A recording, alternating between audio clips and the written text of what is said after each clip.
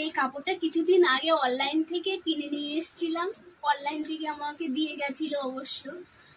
আর নিয়ে এসে এই কাপড়টা এখনো এই যে খুব সুন্দর কাপড়টা, আমার তো খুবই ভালো লাগছে। আপনাদের কেমন লাগছে তো জানি না। আর আমার এই কাপড়টা সেলাই যে করতে যাব, কোনো একটা দোকানে, লন্ডির দোকানে যাব যে সেলাই করতে, তো কিছুতেই আমি যেতে পারছি না। তোমরা তো জানো অবশ্যই, আমাদের ঘরের পিছনে বা উঠোনে প্রচণ্ড জল জমেছে। আর আমি এই কাপড়টা সেলাই করতে কোনো লন্ডিতে দিতে পারিনি, তাই নিজে নিজে হাতে সেলাই করছি। তোমরা একটু দেখো সেলাইটা কেমন হয়েছে। ছোট্ট ছোট্ট করে সেলাইটা আমি ঠিক দর্জির দোকানের মতন অতটা হয়তো ভালো হয়নি, কিন্তু কিছুটা আমি ওরকম করতে পেরেছি।